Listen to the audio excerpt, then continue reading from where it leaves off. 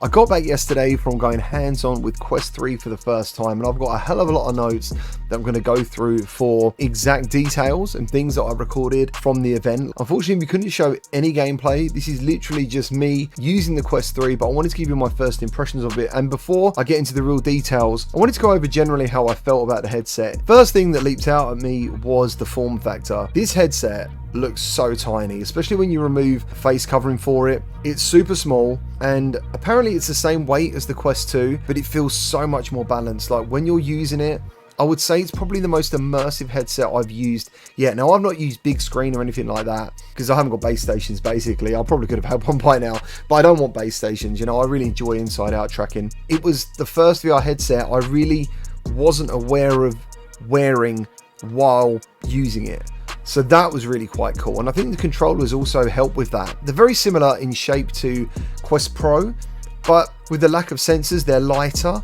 And because there's no tracker rings or anything from the touch controllers, they just rested really naturally nice in your hands, and they were a real pleasure to use. So that was another thing that really helped with immersion. I used the standard strap only for a short time, so you got to wait for my full review for that. It's got like a Y shape at the back. It was more comfortable, and it was definitely more balanced, and it felt more secure. But I think that also is because of the headset weight distribution itself, because it's not front heavy. This makes all my other headsets feel old when I wear them. I took a Quest 2 with me, and yeah, it just felt old, especially the controllers. Actually, they felt really old in comparison. When it comes to obviously optics and details, the resolution is now referred to as 4K plus infinite display technology, which is two LCD displays at 2064 by 2208, and combined with the infinite display optical stack, it enhances the resolution by 30%. The refresh rate is 90 to 120 Hz, but as I'm going to talk about Red Matter 2 in a minute, I actually felt this was running at 90, and 120 is referred to as an experimental feature. The field of view is stated at 110 degrees, but to be honest, while I was in the headset, without rolling the lenses forward and backwards, it actually felt just very similar to Quest 2. Now, first I'm going to talk to the Quest 2 people before I talk to Quest Pro. When it comes to Quest 2, this is, I think, massively better in terms of sharpness, in terms of blacks, colors, the pancake lenses, dude. If you haven't used pancake lenses before, you're in for such a treat. It was noticeable, definitely noticeable, depending on what I played. I'll talk about mixed reality in a minute, but it definitely helps with mixed reality as well, having that higher clarity. Quest Pro users, I'm sure you guys are already in love with your pancake lenses. Imagine what you've got now with extra graphical power, even just being in the home screen.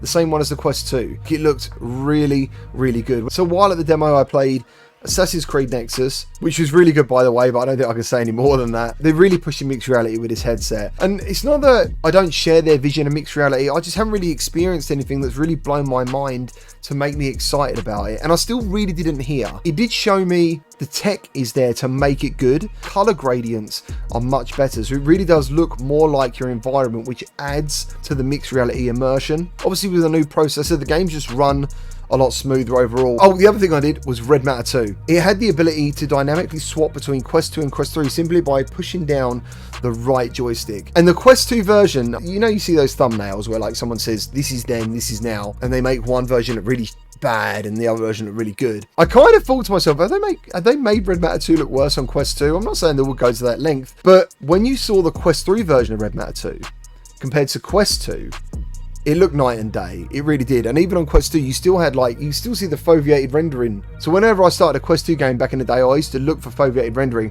Like Vader Immortal had almost like 2 or 3 stages of foveated rendering to make that game run on a Quest. It's completely gone in Red Matter 2 on Quest 3, and it looked incredible. I think Red Matter 2 was running at like 90 Hertz. As on PSVR 2, it runs at 120, but it does look on par with PSVR 2. And if you've seen that, it looks incredible. And to think that everything's in that headset, it's quite a thing. I think any creators that did this demo are going to be just the same as me. It was pretty shocking because you could literally just swap back and forth. They also showed us a side-by-side comparison of The Walking Dead running on Quest 2 versus Quest 3. Now, I didn't get to experience this myself, but dude, after seeing Red Matter 2, I do believe the footage, and it looks like a completely different game almost. It looks incredible, and it was one of those things where you started to believe the power of the processor. So the tracking on this isn't called the Guardian anymore. I'm pretty sure it's called the Boundary, and it uses AI right, to constantly work out your space. So I didn't have to set up my Guardian in the traditional method, even though I'm hoping I still can manually, but I didn't get to try it. Basically, in this room, for example, I would stand in the middle and I would just look around and it would draw a line around everything for me. And also that means if someone or something come in your play space suddenly, it would change dynamically. That was pretty cool. Like literally I set up a Guardian for my playtime in about 4 seconds. It was, and then also I could go back and then make it bigger if I wanted to by walking a little bit further. And very similar to what we have now, you just double tap on the headset to go from VR to pass through. The pass through is a lot better. Honestly, it's still not quite up to that standard of what you see the trailers. You know, you see like the Apple trailers and even the Quest trailers where it just looks like your real world with the game inside it. It's close, but it's still not there yet. So I think that generally covers my overall feeling of Quest 3. I do, and there is some really good details about launch pricing, about Asgard's Wrath 2. You're going to get it for free.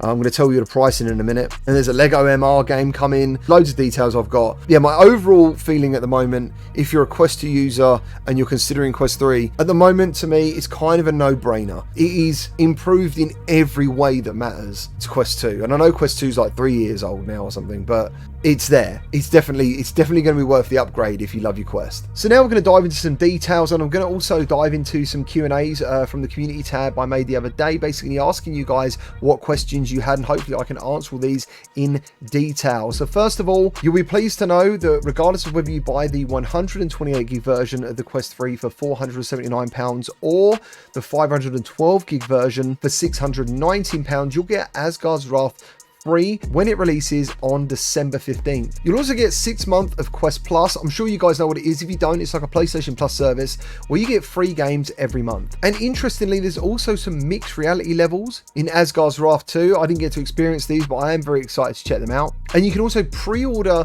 the headset right now because this video should be going live alongside Meta Connect, and there's a link in the description if you want to support the channel because it's an affiliate link. I'm basically supporting this product. I think it's a really good product. I think if you had a Quest 2, this is an upgrade. So basically, it's up to you if you want to use the link. It's free. It doesn't charge you anything, but it will help support me if you want to buy the Quest 3. So digging into these questions, one of them was about external connections. Yes, it has an auxiliary port.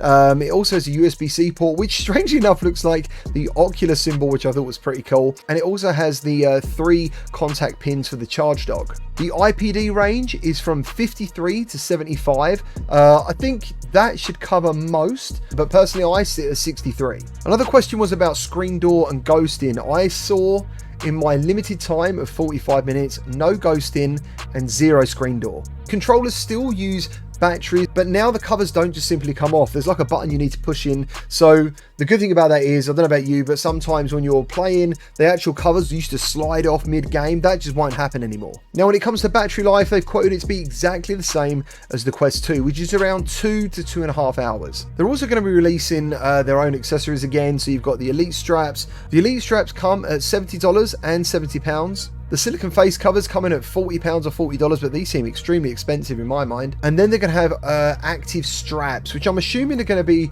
like what we have for like VR cover and other companies, where basically you have a bit of elastic that goes over the outside of your hand, so you can let go of the controllers, and they're going to cost $40 or £40. They're also releasing a strap with a battery, which is going to cost £130 or $130, and they're also doing a charging dock for £130 and $130. Now, good news is, if any of you invested already in a Bobo head strap, those guys are releasing a upgrade kit. I don't know the price of that, but I'm assuming it's going to be much less than this. The good news is, if you invested already in Bobo and you've got your batteries and stuff, you can still continue to use that on Quest 3, which I'm personally going to be doing because I love just hot swapping my batteries around for extending my playtime. So there it is, everything I know about Quest 3, everything I think about Quest 3 so far going hands-on. Thank you if you do choose to support the channel and pre-order via the link, but I'm still going to be reviewing this headset when it launches on October 10th. So I hope you check that video out. So if any of you have still got doubts, I'll be doing my full in-depth analysis